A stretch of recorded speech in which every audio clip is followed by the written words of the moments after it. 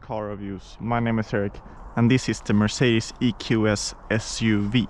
It is the SUV equivalent of the Mercedes EQS, so an electric full size luxury SUV and one of the first to the market.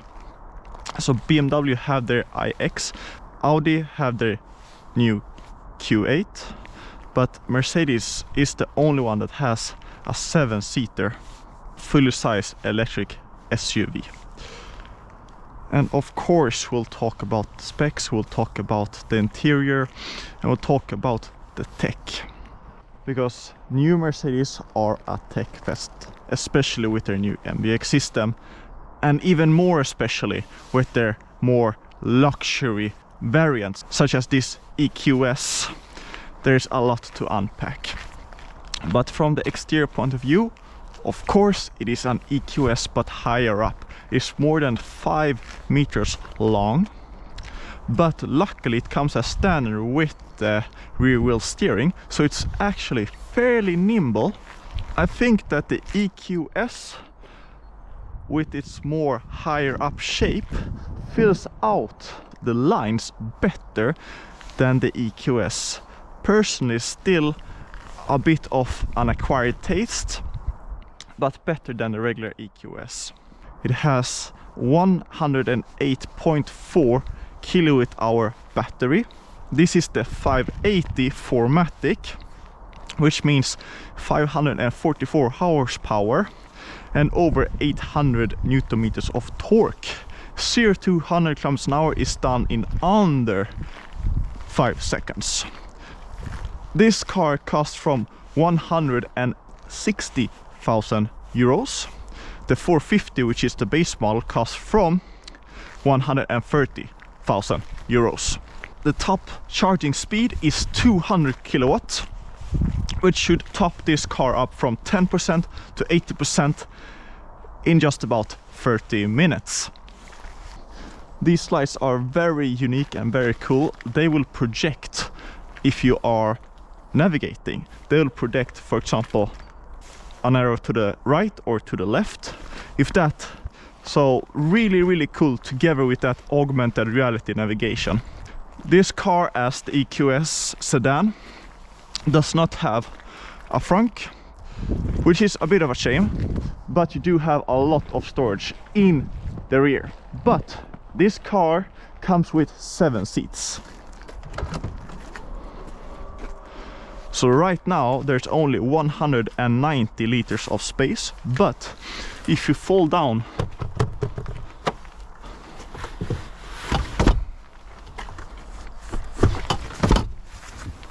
you have 890 liters of space, and that is a lot.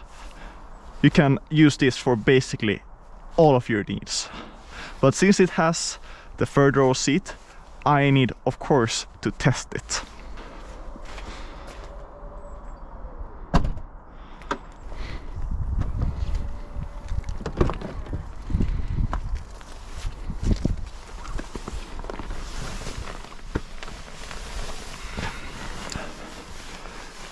Obviously, there's a lot of space in the passenger rear seat. Huge amount of knee space, huge amount of foot space, a lot of low thigh support. You sit really comfortable in the rear. Luckily, the floor is completely flat, so even though it's not really designed for it, you can sit in the middle, and you do have enough headspace. Even me, that's a bit taller, can fit here. But the car is not really designed for that. It is designed for the armrest to go down. You have a wireless charging place here, a tablet to control the infotainment system. So there's 1, 3 ways to control the infotainment system. And with these screens, I can watch state television and my choice of different TV channels. There's so much to use and to watch, and I can even plug an HDMI cable to play PlayStation, Xbox, or whatever. Very cool. The choice of materials is just excellent. This two-tone on the side with the use of lights that go around the entire interior, this bronze color detail here and here. No real creaks, a little bit of flexing, but super high perceived quality in here. And the Burmester surround system with that metal finish. The Burmester sound system in this sounds excellent. A lot of power, a bit on the softer side, which I personally like. Just an all-around excellent sound system.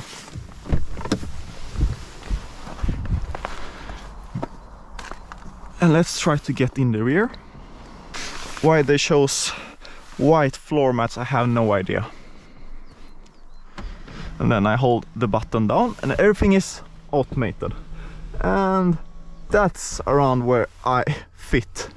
And since the roof here is a bit thicker, my head is hitting. But for some amazing reason, I can't fit. However, the people here in the front will probably sit very straight at about 90 degrees.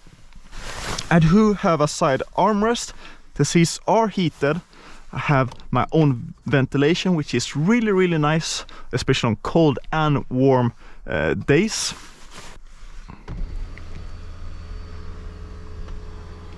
And I love that this is completely automated. So I don't have to hold down the button.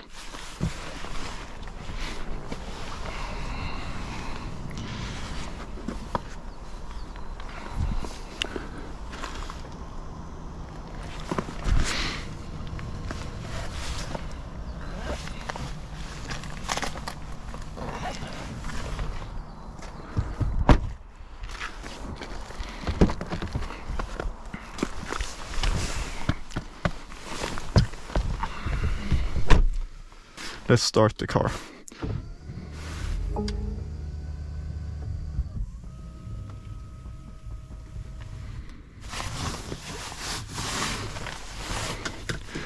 And here you can see the hyper screen, which is really 3 different screens.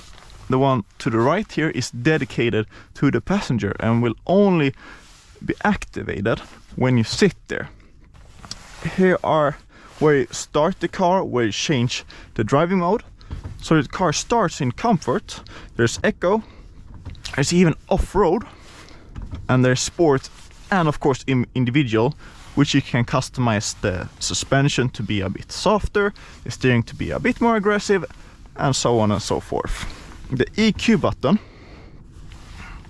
gives you the consumption, charging information, range, and you can even press here to maximize the range, so it will reduce the power of the AC to give me 17 kilometers of more range and eco driving functions, so for example reduced throttle response and so on.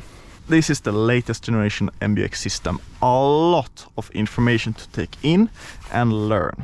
There's a quite big learning curve as well.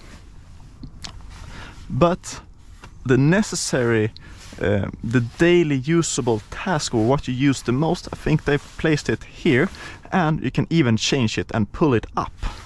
Very usable. But Mercedes have a lot of different things that I have just thought about. So if I stop the car,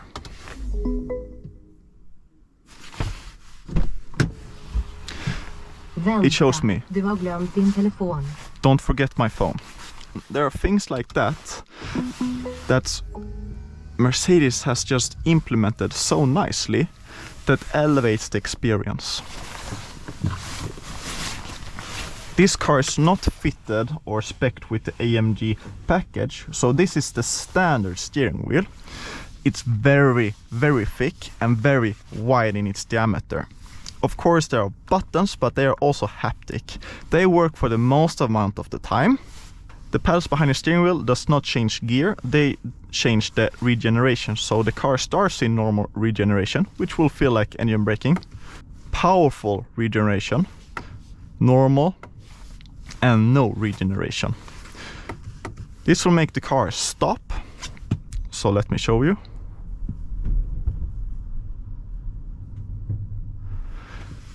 Which a lot of competitors doesn't let you do. So a big plus there for Mercedes.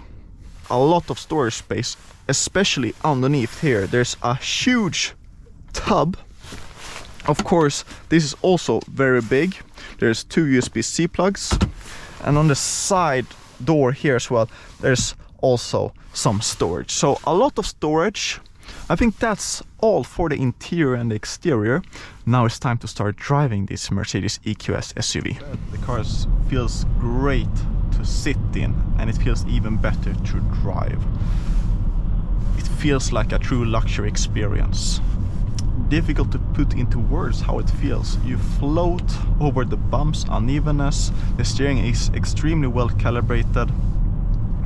The power in this 580 is more than plenty. I think a 450 would also be more than plenty. So this is for the person that wants something just a bit more than what is necessary. But I guess that is a bit what luxury is about. Super quiet as well. However, especially when real winter driving conditions, I guess it's difficult to do something about it. There's a lot of road noise that comes into the cabin. Not like right now when the road is perfectly fine. This driving assistance, such as the active cruise control and the lane assist, is also really good. It's not too aggressive when there's a car in front of me that brakes. The car does a really slow and nice deceleration, and it keeps me within the lines very nicely without being overly aggressive or just drifting and then doing sudden corrections. Just nicely balanced. However, the active speed reading, GPS or something like that can be very spotty sometimes, especially on exits.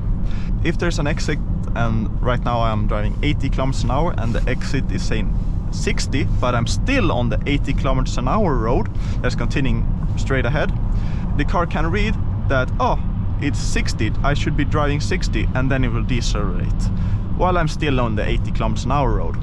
Very annoying, and it's happened multiple times. The gas response is really finely tuned and difficult to get right, especially in an electric vehicle, but Mercedes has just nailed it straight off the park. The braking pedal, a bit more difficult to judge, especially when driving downhill and automatic braking and regeneration and things like that. So that's something that you need to be mindful of. And then the quietness and the sound system and all of the comfort features such as massage, the perfume, everything comes together so nicely. It's a definitive luxury experience, and there isn't anything big that takes away from that experience. In the 580, the claimed range is 594. It's just under 600 kilometers. In the 450 is 634, 639, 640, around that. So the range doesn't change that much, but since it has been quite cold here in Sweden, you can see that the range is a bit on the lower side. But I can press the EQ button, go into range, and press maximize range. And that will activate the echo driving functions, limit the climate, and give me 44 plus kilometers of range. If you really need to stretch out that range, you can. The Mercedes EQS SUV delivers a real sense of occasion. You feel special when you sit in it. And for some reason, it just feels like the EQS SUV is just slightly better tuned in the suspension than the regular sedan EQS.